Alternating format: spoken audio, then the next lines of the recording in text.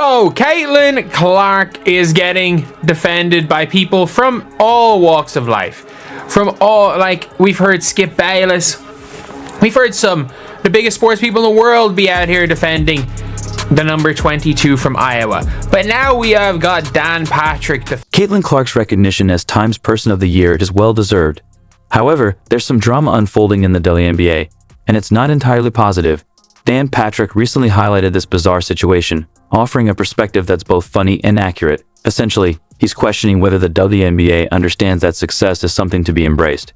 It's so ridiculous that it initially seems humorous, but then you realize how crucial this issue could be for the future of the sport. It just drives me crazy that we keep, it's black, it's white, it's the new, it's the old, She brought eyeballs. That's all. You're flying charter jets now. Now let's see how you build on this. She Johnson, the CEO of the Washington Mystics, isn't celebrating Caitlin Clark's achievement. Instead, she's expressing frustration, claiming that Clark doesn't deserve the honor and arguing that Time should have recognized the entire WNBA rather than focusing on just one player. So last night we read Time magazine where Caitlin Clark was named Athlete of the Year.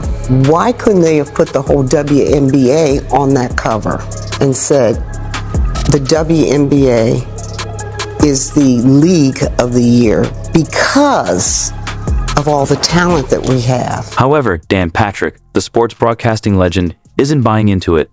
He responded strongly on his podcast, stating that the award is Person of the Year, not People of the Year. According to Patrick, the honor has always been about recognizing individual impact, not collective accomplishments. But if you're Times Person of the Year, it's not the People of the Year, it was a Person of the Year. Patrick is essentially pointing out that you can't have it both ways. Johnson's team is reaping the benefits of Clark's popularity, yet she's still upset about Clark being recognized. It's as if they're pushing back against their own success. Can't we just acknowledge Caitlin Clark changed the WNBA? That's it. It's okay. Let's approach this from a different angle. At the same time, I think she would still be equally as upset if it was WNBA as the League of the Year, if they put Caitlin Clark front and center. I think she actually, even if they given WNBA League of the Year, she might have been even more upset if they said WNBA is the League of the Year and put Caitlin Clark front and center. I think she might be more upset about that, which is...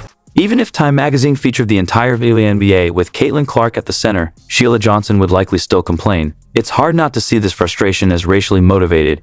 If the players were all black, there would probably be no issue. So why resist something that's clearly good for the league? Dan Patrick isn't backing down. He defends Clark, saying she's changed the WNBA, and that's a win for the league, even if some won't admit it. He's not downplaying past achievements, but Clark's impact should be recognized.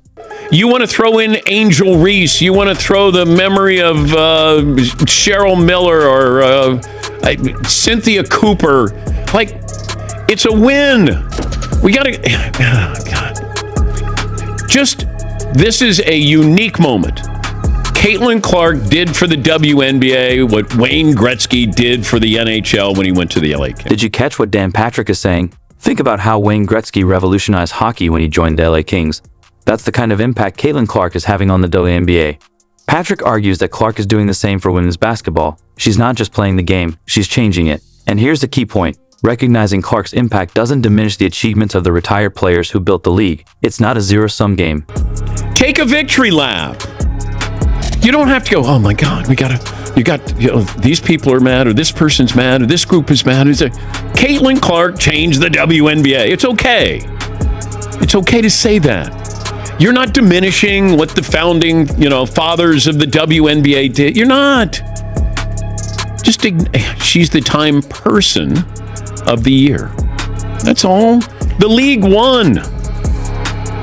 But every time we think there's a win, there's somebody who brings something else up. Patrick points out that while the league is clearly benefiting from Clark's success, some people seem uncomfortable with how they're winning. It's as if they had a certain idea of success, and Clark doesn't quite fit that mold. Patrick isn't holding back, suggesting that some in the WNBA may not be thrilled about a white player being the face of their success. The league is winning, but the league doesn't want to win. The league only wants to win if they win in their way. They don't want to... they're not happy winning unless they win in the exact way that they've always wanted to win. That's the simple... Think about that for a second. The league is getting more attention, more viewers, and more success overall. But instead of celebrating, some are complaining. It's like scoring the game-winning shot in the finals and then getting upset because it wasn't made by your favorite player. Does that make any sense? The Cleveland Cavaliers 2016, let's just say there's a rift in the team. Half the team are half the team are LeBron's boys, half of them are Kyrie's, and they only want to win if their guy is the one that hits the shot. So Kyrie hits the shot, and instead of celebrating winning a championship, LeBron's team are like, they come out in the press conference to be like, you know what? No, Kyrie should not have taken that shot. It's actually bad. It's actually bad. We don't care about winning. Kyrie took a shot instead of us. It's like, no, but you just won a championship. It gets even better. Patrick points out that WNBA teams are now flying private thanks to the revenue Clark's bringing in. Yet, despite benefiting from her success, they're downplaying her impact. Something doesn't add up. And his co-host dropped a bombshell. While there were great players before Clark, no one has moved the needle like she has. She's a phenom. I always go back to Paulie's article in GQ. There's a difference between great players and phenomenons. No one ever said Caitlin Clark wasn't no one ever said there weren't ever great players before Caitlin Clark. There was never phenomenons, not in my lifetime, with women's basketball. And I went to UConn, so I've seen plenty of great players, but nobody's ever moved the needle in my lifetime like this. Yes, that's all this is. You know how sometimes a player comes along and just changes everything? That's Caitlin Clark. She's not just good, she's transforming the game. Dan Patrick is all in on this idea, saying the WNBA shouldn't just accept her impact. They should embrace it and build around it. He's urging them to take full advantage of her influence. You keep chipping away at it, and it shouldn't be. You should reinforce what you've built. You're building around it. New franchises. That's because of her. It's like Patrick's giving the WNBA a roadmap to success, and they're ignoring it. Think about what Gretzky did for hockey in the Southern U.S. Hockey was mostly a northern sport until he joined LA, and suddenly, it had a broader reach. He didn't just improve the sport, he expanded it. And remember that game with the Washington Mystics, owned by Clark's biggest critic? Listen for yourself. She had the biggest crowd in the history of her franchise or any franchise at 21,000 last year for a home game. Yeah, Against the...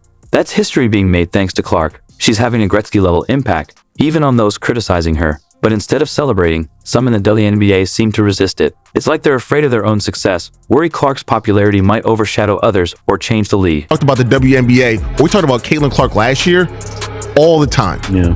It was Otani, LeBron, who at NFL, Caitlin Clark. Yeah. And now they're, well, what about? It's a lot of whataboutisms. I know. Like, can't we just be grateful that she's bringing so many eyeballs to the sport that normally they weren't watching this, no matter how great a player, Kelsey Plum, Sabrina Ionescu, Breonna Stewart, all great players.